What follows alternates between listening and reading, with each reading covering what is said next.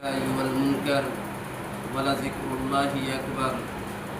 وقال النبي صلى الله عليه الصلاة والسلام: الصلاة بين المؤمن والكفر، أو كما قال عليه الصلاة والسلام. وقال النبي صلى الله عليه وسلم أيضا: ترك الصلاة متعمدا فقد كفر. اللهم صل على سيدنا ومولانا محمد وعلى آله وصحبه وبارك وسلم كما تحب وترضى عدد ما تحب وترضى يا كريم. اللهم صل على سيدنا النبي الأمي وعلى آله وبارك وسلم كما تحب وترضى عدد ما تحب وترضى يا كريم. আল্লাহ রব্বুল ইজ্জতের ফজল করম যে আল্লাহ রব্বুল আলামিন আমাদেরকে মুসলমান বানাইছে। সমস্ত প্রশংসা ওই আল্লাহর জন্য যে আল্লাহ আমাদেরকে এমন এক ফজিলতওয়ালা নবীর উম্মত বানাইছে। সমস্ত প্রশংসা ওই আল্লাহর জন্য যে আল্লাহ আমাদেরকে মুসলমানের করে জন্ম দেওয়ার পরে দুনিয়ার জ্বালানি আগুন থেকে আমারে বাঁচাইয়া লইছে। দুনিয়ার জমিনও অন্য বিধর্মীরা মারা যাওয়ার পরে প্রধান ছেলে তার মুখে আগুন দিয়া দুনিয়ার থেকে বিদায় হইতে, এইসব থেকে দুনিয়ার আগুন থেকে আমাদেরকে আল্লাহ রব্বুল ইজ্জতে বাঁচাইছেন। আল্লাহর কাছে আমরা অফুরন্ত আল্লাহর রহমত আর বরকত আমরা বুক করি, আল্লাহর শুকরিয়া আমরা আদায় করতাম আলহামদুলিল্লাহ। তারপরে আমরা শুকরিয়া আদায় করিয়া শেষ করতে পারতাম না। তাইয়া দেখেন, আমাদের মতো মানুষ বিমারের কারণে আইসিইউতে যে কোনো দেশের বিভিন্ন রাজ্যে বিভিন্ন বড় বড় হসপিটালে আপনার আইসিইউতে রাখা হয়, বা ওই যে শ্বাস প্রশ্বাস নেওয়ার জন্য আমরা যে বায়ুটা প্রয়োগ করি, ঢুকাই, অক্সিজেন, এগুলা অনেক টাকার বিনিময়ে কিনতে লাগে। অনেক টাকার বিনিময়ে কিনতে লাগে। এইগুলা যদি কিনা না হয় সে রোগী বাঁচত না, নিমিষের মধ্যেই মারা যাইব। আল্লাহর কাছে আমরা শুকরিয়া আদায় করিয়ে শেষ করতে পারতাম না। এত আরাম আয়েশের মধ্যে আমরা বিনা টাকায় শ্বাস প্রশ্বাস লইতেছি। আপনার দিনের বেলা হোক, রাত্রির বেলা হোক, আমরা ঘুমন্ত অবস্থায় হোক, সজাগ অবস্থায় হোক, মানুষ ঘুমাইলে পরে শ্বাস প্রশ্বাস নেওয়া লাগে, নতুবা সে ডেডবডি হইয়া যাইব। এইসব হিসাব বিকাশ করিয়া আল্লাহ শুকরিয়া আমরা আদায় করিয়া শেষ করতে পারতাম। ওই আল্লাহ রব্বুল আলামিন আমাদেরকে আমাদের নবী মুহাম্মদ রাসূলুল্লাহ সাল্লাল্লাহু আলাইহি সাল্লামের মারফত ওহীর দ্বারা আল্লাহ তাআলা আমাদেরকে জানাইয়া দিয়েছেন যে নামাজের কথা, ইন্নাস সালাতা তানহা আনিল ফাহশাই ওয়াল মুনকার। আল্লাহ আমাদেরকে নাপাক পানির দ্বারা সৃষ্টি করিয়া দুনিয়ার জমিনও মায়ের রেখানো দিলেন। আমরা মায়ের পেটে যখন যাই তখন মায়ের কলিজা হাজারো লাথি মারে। এটা লম্বা ঘটনা। হাজারো লাথি মারার পরে এক এক লাথি মারার ফলে মা কোনো সময় অজ্ঞান, কোনো সময় জিহ্বা অনেকাংশ বাইরে আছে আমার লাঠির কারণে। তা ছোট কথা নয়, পানির মতো আমি কথা বইয়া গেলাম। তার বাস্তবে রূপ দিলে দেখা যায় মা জিহ্বা বাইর করে ওই সময় মানুষ যখন কষ্টের একদম সীমা অতিক্রম করার পরে মানুষের জিহ্বা বাইর করে দেয়। আপনারা হয়তো আলাপ শুনছেন, হজরে আসওয়াদে সুমা দেওয়ার সময় কাবা শরীফ, হজরে আসওয়াদে সুমা দেওয়ার সময় কে না চায় হজরে আসওয়াদে সুমা দিত, আর সে জান্নাত তার গুনাহ মাফ হইত, সে জান্নাত পাশে।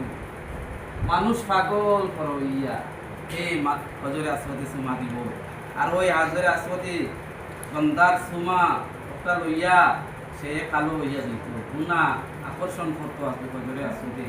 আর আল্লাহর বন্দারা ওই গুনাহ থেকে নিপাত হইয়া যেত। তো সবাই চায় হজরে আসওয়াদের কাছে গিয়া সুমা দিত, আর মানুষের ভিড় সবের জায়গায় একই জায়গা, আমি ওই জায়গাতে যাইনি। সবের আশা এখানে যাইব, অন্য মানুষের ধারণা নাই কান যে আমার পদপিষ্ট, আমার কারণে পদপিষ্ট হইয়া আরেকজন ইন্তেকাল করবে। সে চায় না এক মুসলমান আর এক মুসলমানের ভাই সে হাত ধরিয়ে বাঁচাইবার চেষ্টা করে, সে নিজে পানি না খাইলেও অন্য ভাইকে খাওয়ার মানে সুযোগ করে দেয়। ওই জায়গার দেখা যায় অন্য মানুষ অজরে আসর সমাধিত করি মানুষ পাগল হইয়া দৌড়াইয়া পদপিষ্ট হইয়া মারা যায়। কিসের কারণে? ভাই, যদি আমার হীন হায়াতে জিন্দগি দুনিয়া থাকে না, আমার প্রকৃত কর্মের ফলে আল্লাহ রব্বুল ইজ্জত আমার হায়াতে বাড়াইয়া, আল্লাহ আমার হায়াতে বাড়াইয়া দেয়। একটা উদ্দেশ্য আছে, এই দুনিয়ার জমিনও মানুষ আর জিন্নাত আসা। তাই আল্লাহ রব্বুল আলামিন নাপাক পানির দ্বারা আমার সৃষ্টি করেছেন। যে আল্লাহ আমাকে সৃষ্টি করেছেন সেই আল্লাহ ঘোষণা করতেছেন, খালাকতুল জিন্না ওয়াল ইনসা ইল্লা লিয়াবুদুন। এটার অর্থ হইল গিয়া আল্লাহ রাব্বুল ইজ্জত ফরমাইতেছেন, আমি সৃষ্টি করেছি জিন্নাত আর ইনসান দুই জাতিকে। আমরা মানুষের জিন্নাত দেখে না, হ্যাঁ, আগুনের তৈরি আর মাটির তৈরি দুই জাতিকে আমি সৃষ্টি করছি আমি আল্লাহর পূজা করার জন্য। বাংলাতে পূজা, ইবাদত, আল্লাহর ইবাদত করার জন্য আল্লাহ আমাদেরকে এই দুনিয়ার জমিনে পাঠাইছে, মানুষ এবং জিন্নাত। জিন্নাতেরও সেইভাবে বিচার হইব, মানুষের বিচার যেভাবে হয় পুঙ্খানুপুঙ্খভাবে বিচার হবে। আমাদের পাও সহস্থান থেকে সরাইতে পারতাম না, যে জায়গায় দাঁড়াই আছি সেই জায়গাতে দাঁড়ানো অবস্থায় থাকবো। আমি পাও ডুলাইবার মতো আমার শক্তি সামর্থ্য থাকবো নাই আল্লাহর হুকুম ছাড়া। আমাকে প্রশ্ন করা হবে, আমার এতটা বছর 60-70 বছর জিন্দগি দিয়া দিছি দুনিয়ার জমিনে, তুমি এই সময়টা কোন কাজে ব্যয় করছো? আমার দুনিয়ার জমিনে তো একটা উদ্দেশ্যে করে পাঠাইছি, ওয়া মা খালাকতুল জিন্না ওয়াল ইনসা ইল্লা লিয়াবুদুন।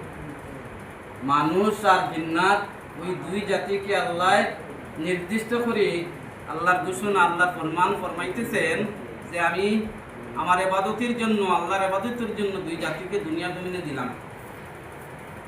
আমার রসি 60 আর 70 বছর নবীজি ফরমাইছেন, বেশিরভাগই নবীজির উম্মত 60 আর 70 বছর বাঁচব। কেউ আল্লাহ দোয়া হইলে 100 বছর। কতদিন আল্লাহর এক বন্দা উত্তরাঞ্চলে কৈলাসরের আব্দাজার মুমতাজ আলী সাহেব 105 বছর, 115 বছর বাঁচছে। এরপরেও আশা কররা যে তাই আল্লাহ বহুত বয়স দিলাইছে, হ্যাঁ আমি বহুত পাইছি, আর উনি আমার আশা আছে আল্লাহ আমার রেস্ট দিবে। এটা ঠিকই তো আশা করি, হ্যাঁ এটা আশা, দাবি নাই। আপনি আশা করুক আল্লাহ আমার জান্নাত দিত, আপনি আশা করুক আল্লাহ কাবা শরীফ তওয়াফ করাইতো, আমি আশা করি আল্লাহ রাব্বুল ইজ্জতে নবীজির রোজা না দেখাইয়া আল্লাহ মউত করতো না। নবীজির রোজার কথা হইলে মনে পড়ে, হ্যাঁ বড় নিঃস্ব, আমি বড় গরিব, এখান নাই, পয়সা নাই, তুই যাইতা টাকা লাগিত। এইমাত্র যাইতাম বুক ভরা মানে খুশিতে আপ্লুত, কোন সময় নবীজির রোজাটা কারণ যাইনি। কিন্তু যেইমাত্র চিন্তা আইলি 1,10,000 টাকা আর মন তো ভুলই যায়। এর বাদেও আশা ছাড়ছি না। ও হালতে তাকি যদি হদিসের মাফহুম তো মারা যায়, নিঃসন্দেহে ওই ব্যক্তি জান্নাতে।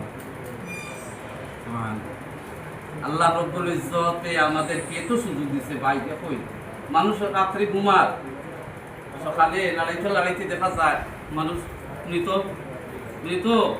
আল্লাহ কোরআন শরীফে ফরমাইছেন যে আমি মরার আগে মরতাম, মুখ কামাতাম মুখ।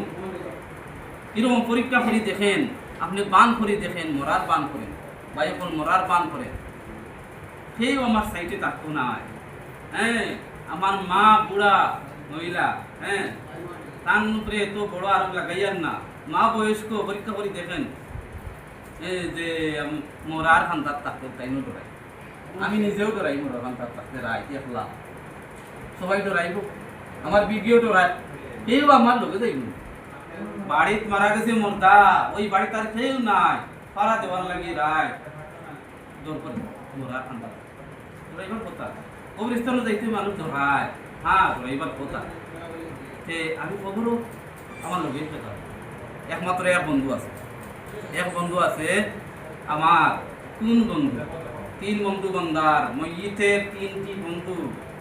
একটা বন্ধু হে একদম নিকট আত্মীয় স্বজন আপনজন, আমার বিবি, আমার সন্তান, আমার ভাই, বোন, মা, বাপ, এরাও তো আত্মীয় স্বজন। আমি মারা যাওয়ার পরে বুক ভরা বেদনা লইয়া চোখের পানি ফালাইতেছে। হ্যাঁ, এর চাইতে আর বড় আত্মীয় ছিল। এরা বিদায় দিব কোন সময়? কবর পর্যন্ত বিদায় দিব। কবরের বারো গিয়া তখন কপাট লাগানি হইব কবরের, তখন আমরা মাটি উঠি দিয়া আসসালামু আলাইকুম ইয়া হালাল কুবুর, হ্যাঁ বইয়া বিদায় দিয়া মোনাজাত করিয়া। দ্বিতীয় বন্ধু, আমি প্রথমটারে দ্বিতীয় বানাই দিয়েছি আর দ্বিতীয়টারে প্রথম বানাই দিয়েছি। প্রথম বন্ধু হইল আমার অর্থ সম্পদ ধন দৌলত। প্রথম বন্ধু অর্থ সম্পদ ধন দৌলত। আমার জান কবজ হওয়ার পরেই, আমি ইন্তকাল হওয়ার পরেই সে ঘোষণা দিবে ধন দৌলত। সাথে সাথে দানু বাজাইতেছে, বলছে বন্ধু বিদায়, আখরি সালাম, আসসালামু আলাইকুম। বন্ধু বিদায়, মালিক বিদায়, তোমার ধন সম্পদ আমি আসলাম, আজ থেকে তোমার লোকে আমার বন্ধুত্ব খতম, শেষ। এখন আরেকজন মালিক, ওই মহিতর কাপড়ি। তারপরে দ্বিতীয় বন্ধু আত্মীয় স্বজন, প্রাণ প্রিয় আত্মীয় স্বজন, এরা কবর পর্যন্ত যাইব, বেশি কবর পর্যন্ত যাইব। ইয় কবর থেকে আখেরি সালাম জানাইব, বন্ধু আসসালামু আলাইকুম ইয়া হালাল কুবুর, শেষ বিদায়। আইয়া 2-3 দিন আমরা জিয়ারত করলো, তারপরে আর মনে থাকে না, সময় নাই, জিয়ারতও নাই। তারপরে 3 নাম্বার বন্ধু বন্দার নেক আমল